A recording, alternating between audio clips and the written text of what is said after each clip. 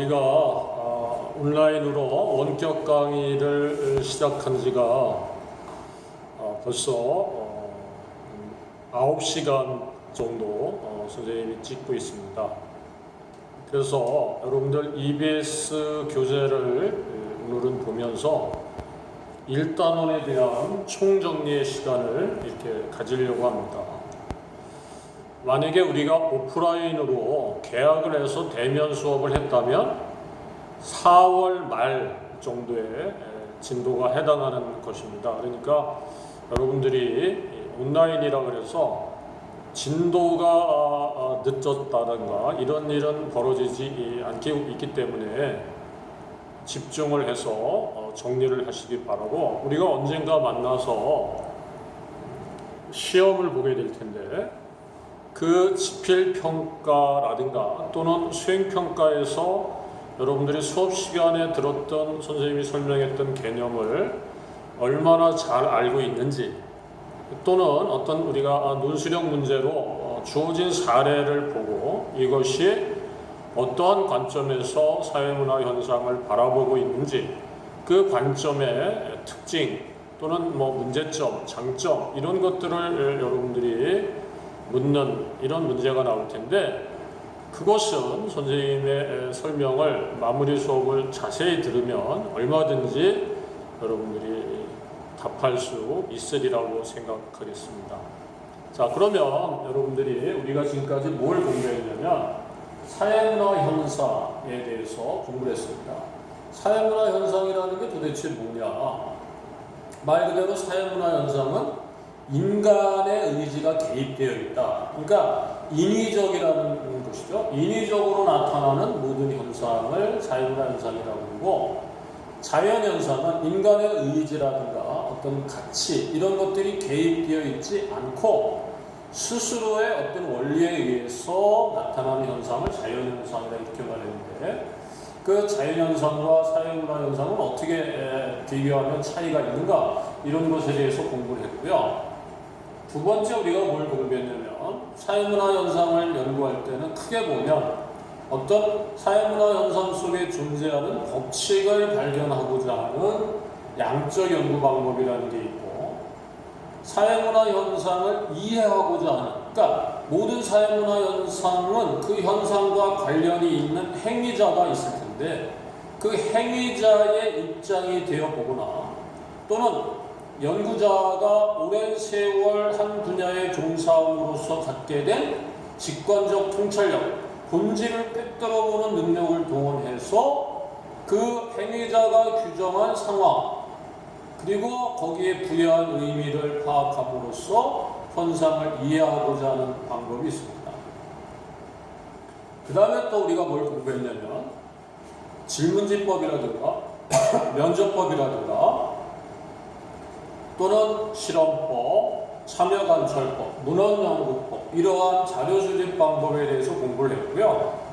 그 다음에 사회문화 현상을 탐구할 때는 어떤 태도를 가져야 하는가, 그리고 사회과학자는 어떠한 연구윤리를 지녀야 하는가에 대해서 공부를 했습니다. 이것에 대해서 한번 최종적으로 우리가 요약하고 정리하는 이런 시간을 갖도록 할 텐데, 선생님이 그동안 녹화한 강의를 어제 오후에 한번 쭉 들어보니까 이 자료 수집 방법을 이야기할 때, 질문지법에서 표본과 모집단과 표본의 대표성에 대한 언급을 해야 하는데 그것을 빠뜨린 부분이 있어요. 그래서 오늘은 이 표본 집단과 모집단 그리고 표본의 대표성에 대해서 좀 자세히 설명을 하도록 하겠고요. 4단원에서는, 소단원 4단원에서는 연구자가 연구의 전 과정에서 가치 개입이라는 것을 하는 단계와 가치 중립을 해야만 하는 단계가 있고, 가치 중립이라는 말이 도대체 무슨 말인가?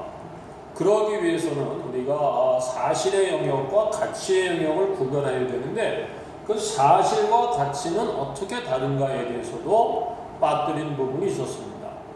그래서 오늘은 이 단원에서는 사실과 가치의 영역은 어떻게 다른가? 사회과학에서 가치 중립이라는 것은 도대체 무슨 뜻인가? 자료 수집 방법에서는 질문지법에서 대량의 정보, 다수를 대상으로 대량의 정보를 수집한다고 할 때 그 모집단이라는 개념과 표본 집단, 또 표본의 대표성이라는 말을 이해해야 되는데 그것에 대해서 좀 누락된 부분이 있기 때문에 이것을 중점적으로 설명하도록 하겠습니다. 선생님이 계속 수업을 하다 보니까 목이 좀 잠기고 그래서 물을 좀 먹으면서 수업을 진행하도록 할 테니까 가끔 가다가 이 물을 마시더라도 여러분들이 좀 이해해 주셨으면 좋겠습니다. 처음에 우리가 사회문화 현상을 이해한다고 할 때 선생님이 어떤 얘기를 했냐면 사회라는 것이 과연 존재하는가에 대한 논란이 있다 이런 얘기를 아마 여러분들한테 했죠. 그래서 사회는 존재한다 라는 입장을 사회 실제론이라고 했었고 사회는 존재하지 않는다는 입장을 사회 명목론이라고 했었습니다. 그래서 사회의 실제로는 말 그대로 사회가 실제로 존재하면서 구성원 개개인의 사고와 행동에 영향을 준다 이런 입장이었죠. 그러니까 사회라는 것과 개인의 관계를 살펴보자면 여기도 마찬가지인데 여기는 이걸 강조하는 입장이다 이렇게 얘기를 했었죠. 그렇기 때문에 만약에 1의 힘을 가진 10명이 모인 사회가 있다면 그 전체의 합은 10 그 이상이라고 보는 것이죠.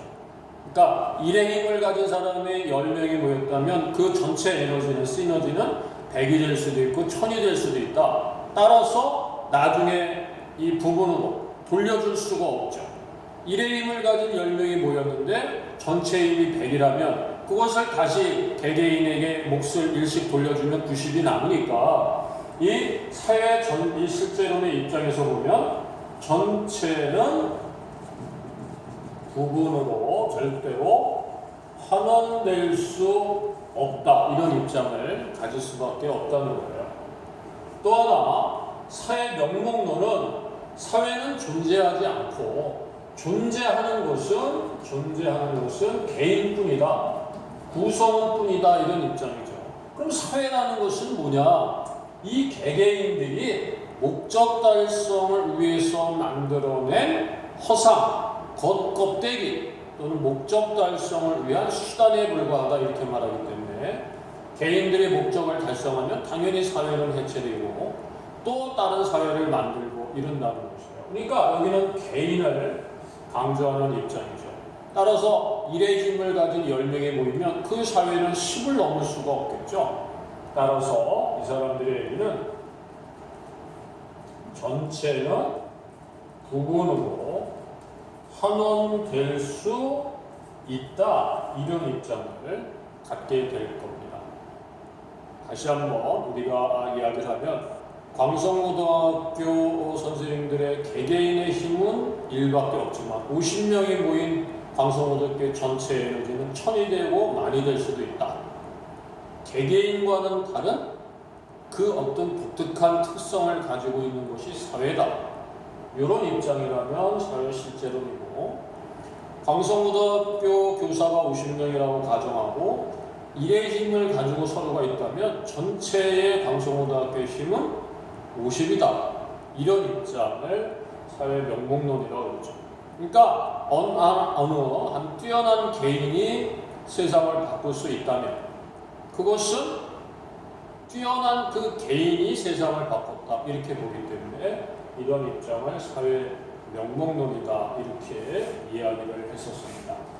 자, 그 다음에 선생님이 무슨 얘기를 했냐면 그럼 문화라는 것은 도대체 뭐냐? 사회는 구성원들이 모여서 어떤 상호작용이 이루어지는 곳이 사회라면 문화는 뭐냐면 그 구성원들이 살아가는 생활 양식의 총체다 이런 얘기를 했었습니다. 한마디로 말하면 문화라고 하는 것은 살아가는 방식이다. 이런 뜻이죠. 그러니까 사회는 사람들이 모여있는 거라면 A라는 사회라는 것이 있고 B라는 사회가 있다면 그 공통점은 둘 이상이 모여서 상호작용이 이루어지는 공간이라는 공통점이 있지만 A 사회에 살아가는 방식과 B 사회에 살아가는 방식은 서로 다르겠죠. 예를 들어서 일본 사회와 한국 사회라고 그러면 서로 사용하는 말도 다르고 입는 옷도 다르고 먹는 음식도 다르고 가치관과 관습과 제도가 다르지 않겠어요? 그러니까 이 사회가 그릇이라면 우리가 이 문화는 그 그릇을 채우는 내용물 같은 것이다. 그릇이 똑같은 그릇이라 할지라도 거기에다가 냉면을 넣으면 냉면 그릇이 될 것이고 수박 화채를 넣으면 화채 그릇이 되니까 그 사회의 특징을 보여주는 것은 결국 문화다. 이렇게 이야기를 할 수 있는 것이고 바로 이 사회문화 현상이라고 하는 것은 말 그대로 인간이 어떤 식으로든지 개입되어서 나타나기 때문에 우리가 이것을 인위적이라고 그래요. 인위적이 사람 인자에 할 위자거든요. 그러니까 사람에 의해서 이루어지는 어떤 현상은 다 사회문화 현상이다. 이렇게 얘기를 했었어요. 그러면 항상 이 사회문화 현상과 자연 현상을 비교할 때 그러면 자연이라고 하는 것은 뭐냐? 자연 현상이라고 할 때 한국어는 이렇게 쓰는데 자연은 스스로 자자에 그러할 연자이기 때문에 인간과는 무관하게 나타나는 것이죠.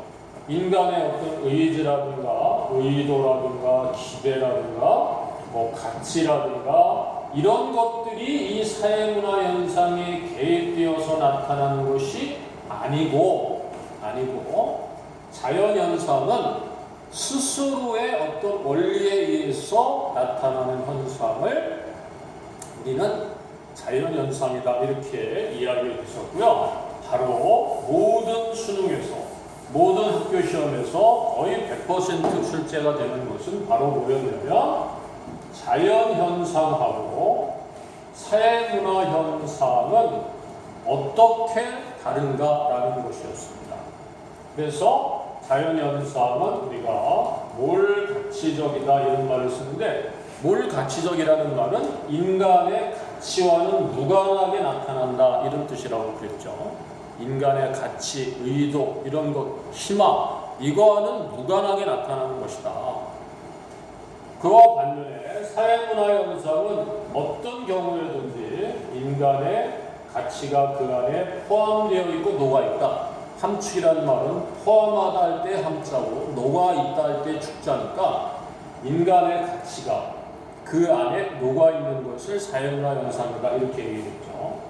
자연현상은 우리가 존재 법칙이 작동한다. 이렇게 얘기를 했고요.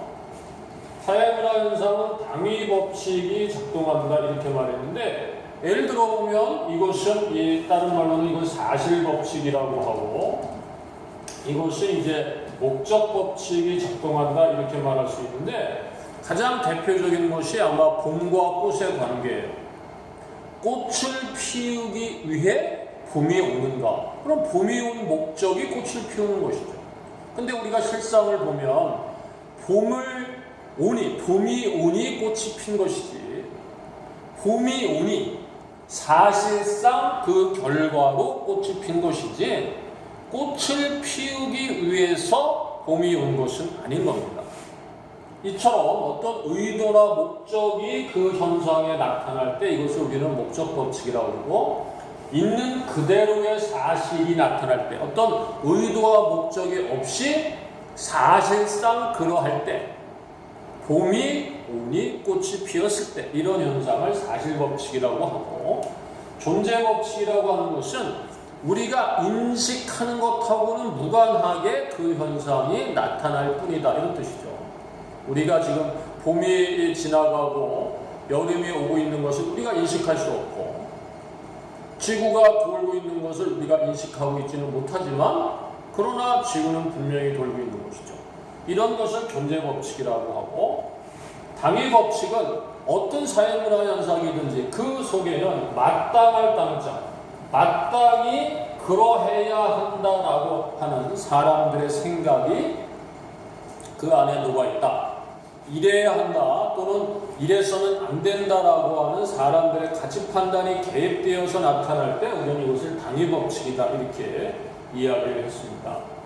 그 다음에 자연현상은 예외가 없다 이렇게 말했는데, 예외가 없다는 말이 도대체 무슨 얘기냐면 동일한 원인 하에서는, 그러니까 원인이 같다면 늘 결과는 같이 나타날 때, 조건이 같다면 결과와 늘 같이 날 때 이것을 우리는 예외가 없다 이렇게 말했고, 이것을 가르쳐서 우리는 뭐라고 얘기했냐면 확실성의 원리가 나타난다 이렇게 이야기를 했고요. 이것을 필연성이다 이렇게 얘기했죠. 필연성.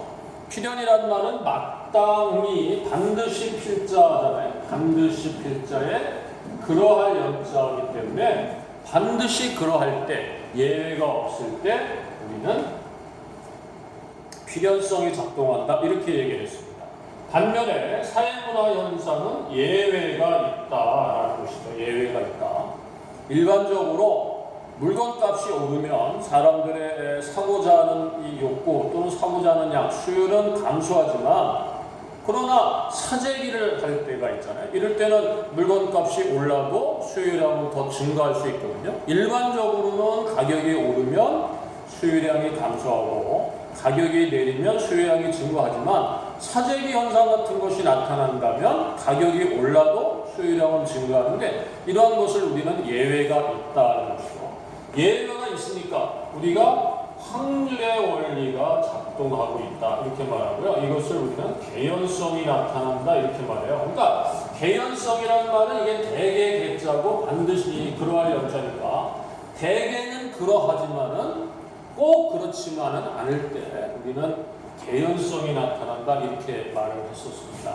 자, 또 하나 우리가 기억해야 될 것이 뭐였냐면, 자연현상은 시간과 공간을 초월해서 조건이 같다면 늘 현상, 이 결과도 같이 나타나기 때문에 이것을 우리가 보편성이 나타난다 이렇게 말했죠.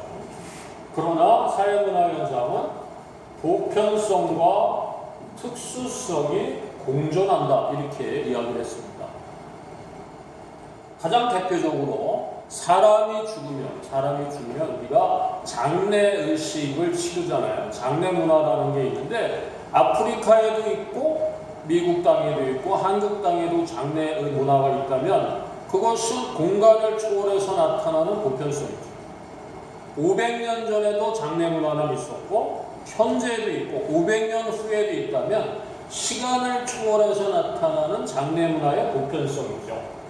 그런데 어느 사회에서는 매장을 하고, 어느 사회에서는 화장을 하고, 어느 사회에서는 조장, 우리가 사람이 죽으면 가매장을 했다가 우리 시체의 살을 그 지역의 가장 높은 산 위에다 올려놓으면 새들이 와서 그 살을 뜯어먹게 되는데, 그 영혼이 하늘로 간다라고 믿는 풍습이 있는데, 이런 거를 조장이라고 하거든요. 그러면 지역마다 시대마다 다르죠.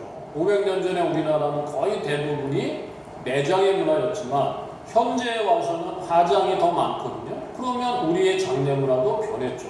이처럼 시간이 지나고 지역이 다르면 차이점이 나타나는 것을 특수성이라고 하고, 시간과 공간을 초월해서도 언제 어디서나 비슷하게 나타나는 것을 우리는 보편성이다 이렇게 이야기를 합니다.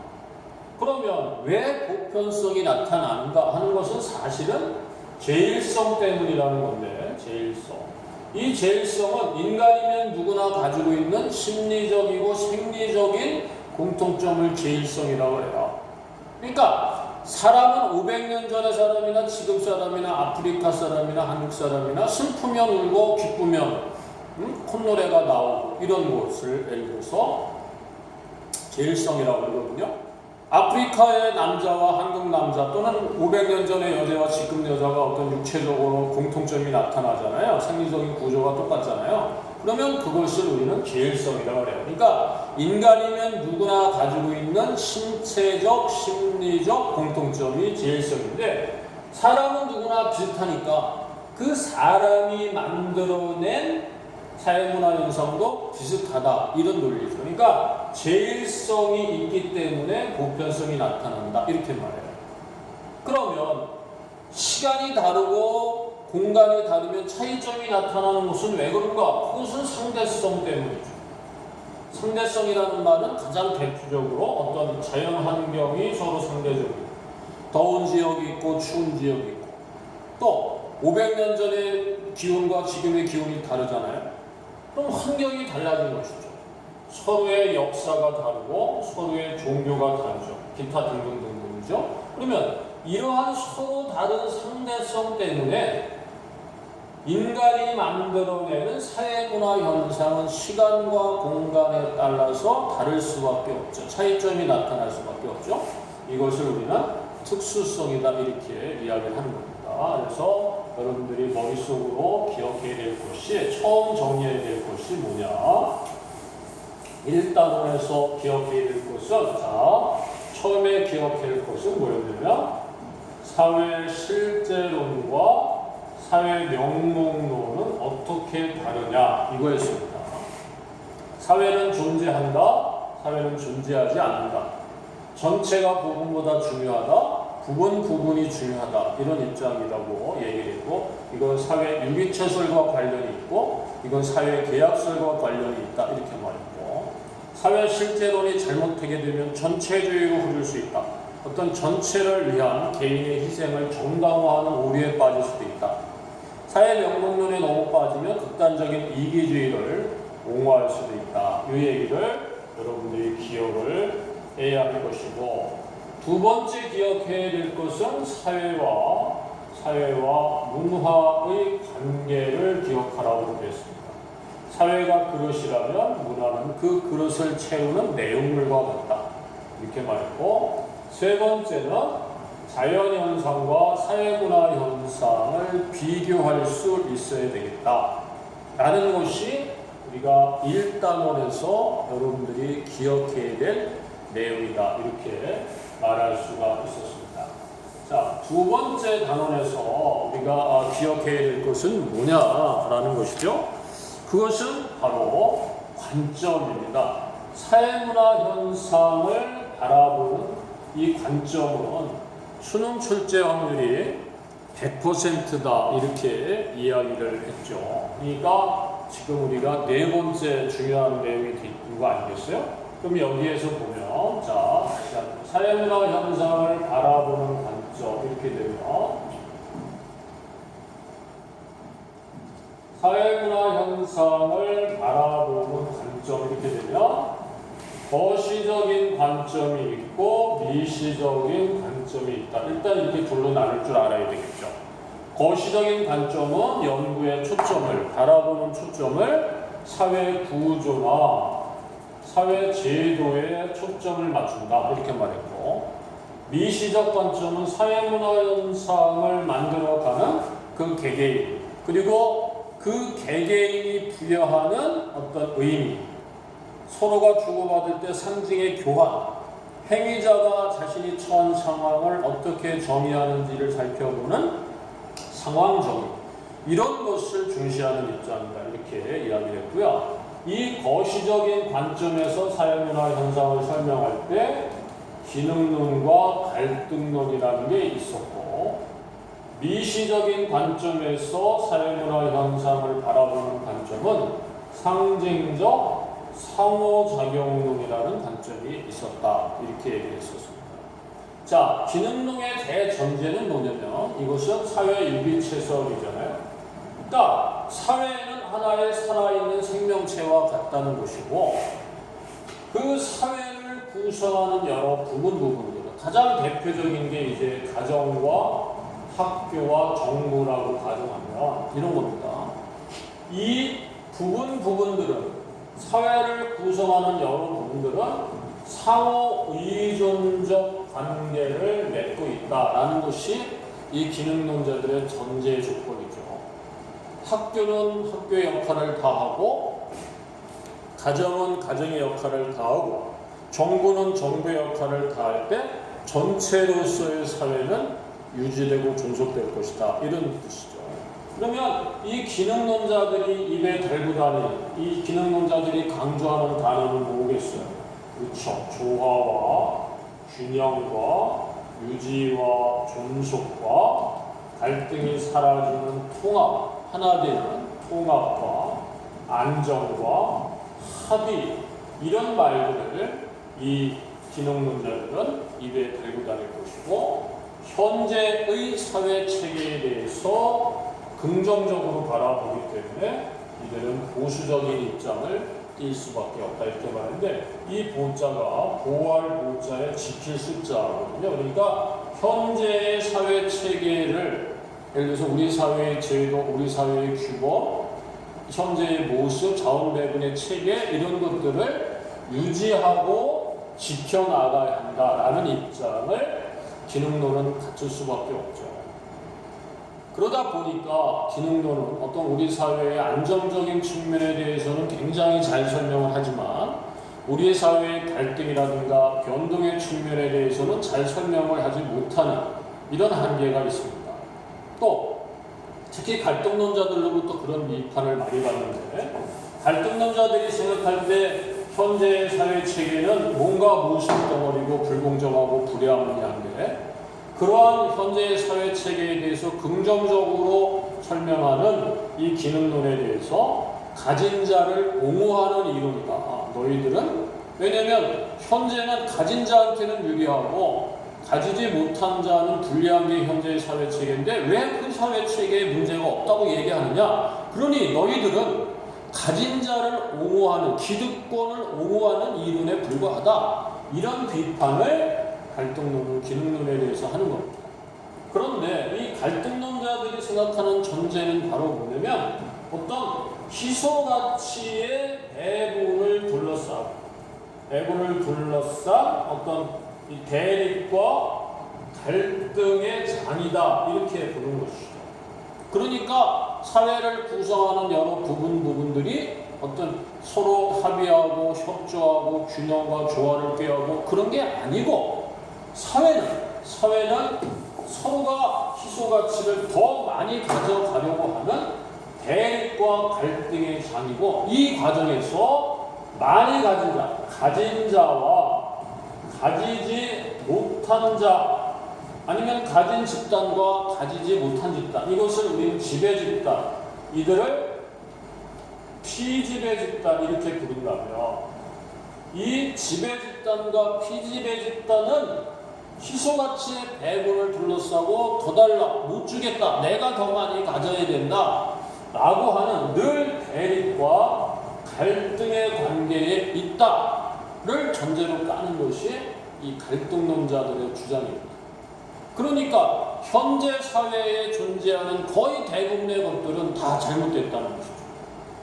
법도 가진 자에게는 유리하게 작동하고 가지지 못한 자에게는 불리하게 작동하고, 교육을 하면 할수록, 받으면 받을수록 가진 자들은 부모님의 도움을 받아서 더 공부 잘하고 더 중요한 자리 요직을 차지하고 희소가치도 많이 배분받을 것인데, 부모를 잘 만나지 못한 사람들은 점점 기회를 박탈당하고 소외당하고 결국은 공부를 못하고 좋은 대학을 못 가고 우리 사회에 하층 일을 맡을 수밖에 없고, 그러면 희소자원을 많이 배분받지 못하니까 점점 계급의 재생산이 이루어질 뿐이다, 이렇게 이야기를 합니다.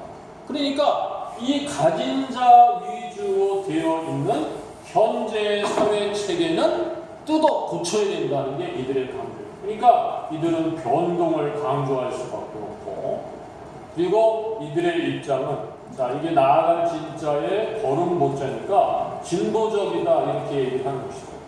지금 사회를 지킬 것이 아니라 이 사회의 모습을 바꿔나가야 한다라는 주장을 펼칠 수 있을 겁니다. 그러니까 갈등론자들은 우리 사회의 어떤 대립, 갈등, 변동, 이런 측면에 대해서는 잘 설명하죠.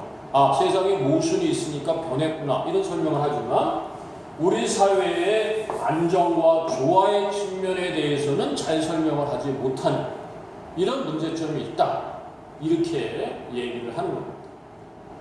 그와 반면에 상징적 상호작용론자들은 무슨 뜻이냐? 현상과 관련이 있는 개인이 있을 것이다. 그래서 청소년 무슨 가출이 청소년 비행이 증가한다면 그 비행 청소년 그 개인 아니면 누군가가 자살을 했다면 그 자살자 그리고 그 사람은 반드시 누군가 이 다른 개인과 이것을 우리는 의미 있는 타자라고 그래요.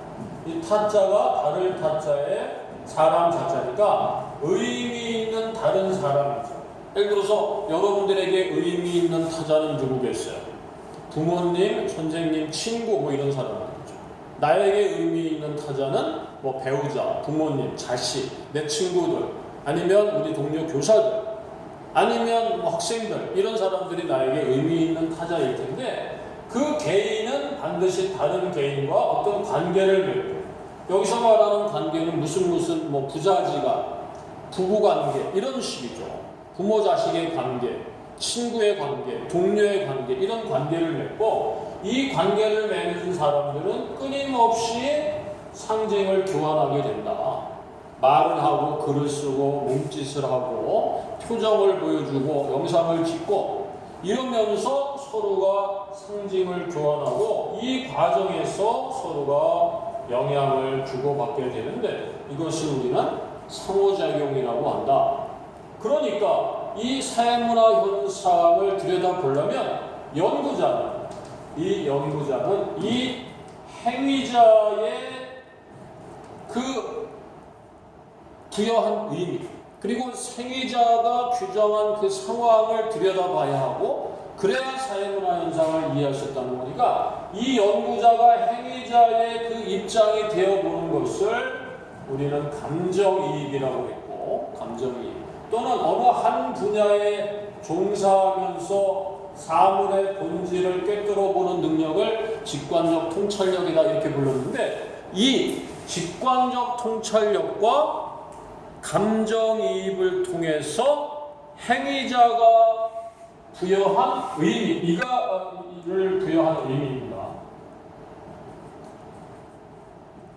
그리고 행위자가 규정한 상황정의 이것을 파악함으로써 사회문화 현상을 이해할 수 있다. 이런 입장이고 그렇게 알아낸 것을 이제 연구자는 발표를 하겠죠. 자, 요렇게 우리가 이 설명을 할 수 있었습니다. 그래서 법과 교육과 희소가치의 배분에 대해서 아마 선생님이 자세하게 설명을 했을 텐데 그것을 여러분들은 꼭 기억을 해야 합니다. 법은 사회 구성원들이 지키기로 약속한 것이다. 이것은 기능론이겠죠.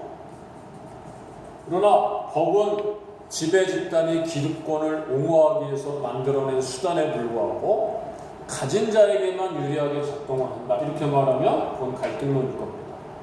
또 인간의 잠재 능력을 개발해서 교육을 받으면 능력이 커지니까 사회의 중요한 일을 맡아볼 수 있고 중요한 일을 맡아보다 보면 희소가치를 더 많이 배분되어서 얼마든지 신분의 상승을 꾀할 수 있는 것은 다 교육의 힘이다. 우리 주변에 개천에서 용났다고 하는 사람들은 거의 대부분 교육받아서 결국은 성공한 거니까 이 교육은 사회 이동의 중요한 통로가 된다. 희소 자원을 많이 배분받을 수 있게 해주는 에너지가 된다.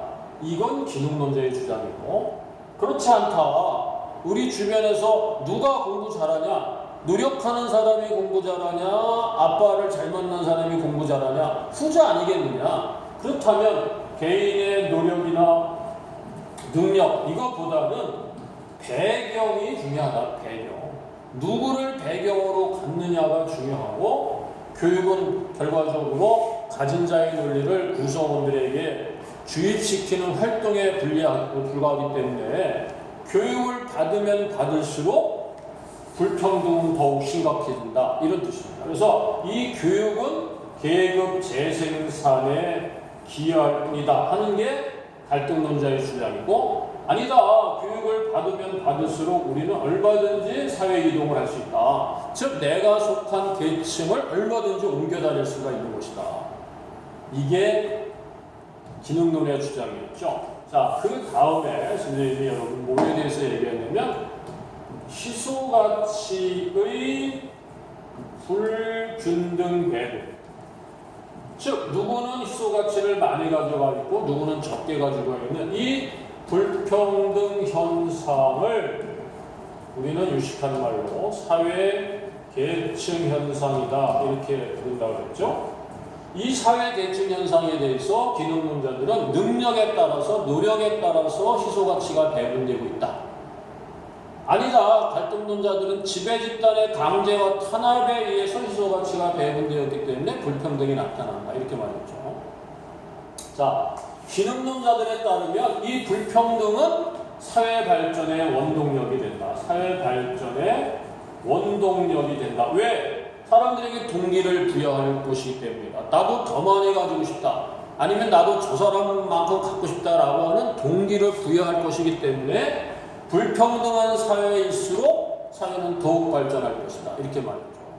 그러나 갈등론자들은 그렇지 않다. 이것은 저놈이 내 것을 빼앗아 갔다고 느낄 뿐이기 때문에 상대적 박탈감을 유발할 것이고 결과적으로는 사회 통합을 저해하게 될 것이다. 이렇게 얘기하는 것이 갈등론자들의 주장이었습니다. 그래서 여러분들이 어떤 자료를 주어줬을 때, 아까 선생님이 논술형 문제에서 그런 게 나올 수 있다고 그랬잖아요. 어떤 자료를 주어줬을 때 이 사람이 기능론적 관점에서 사회문화 현상을 바라보고 있는지, 갈등론적 관점에서 바라보고 있는지, 상징적 상호작용론적 관점에서 바라보고 있는지를 잘 파악하고 그 이론의 특징, 주장하는 점, 장단점, 어떤 모순적인 측면, 약점 이런 것에 대해서 머릿속에 여러분들이 기억을 하고 있어야 됩니다. 자, 지금 총정리 시간 첫 번째 시간이었고요. 자, 오늘은 여기까지 하고 다음 시간에는 양적 연구와 질적 연구에 대해서 알아보고 또 자료 수집 방법에 대해서 알아보는데 특히 질문지법에 대해서 좀 더 보강을 하겠고 그 다음에 마지막으로는 사회과학자의 탐구 태도 그리고 그 과정에서 가치 중립과 가치 개입 사실과 가치를 구별하는 문제 그 다음에 윤리적인 원칙에 대해서 알아보도록 이렇게 하겠습니다. 자, 오늘 다룬 것들이 얼마나 중요한 내용인지는 여러분들이 나중에 모의고사 문제를 보든지 아니면 학교 시험 문제를 보든지 수능 문제를 보면 알 수 있고요. 무슨 말인지 잘 이해가 안 되면 듣고 또 들어서 이해가 될 때까지 그리고 내가 제대로 알고 있는가를 파악하려면 반드시 기출문제를 풀어보시기 바랍니다. 이 수능 특강의 문제도 풀어보시고 우리 교과서의 어떤 마무리, 단원 마무리도 풀어보시고 최근 5개년 기출문제도 특히 열심히 풀어보시면 여러분들이 개념을 명확하게 잡는 데 도움이 될 거라고 생각이 됩니다.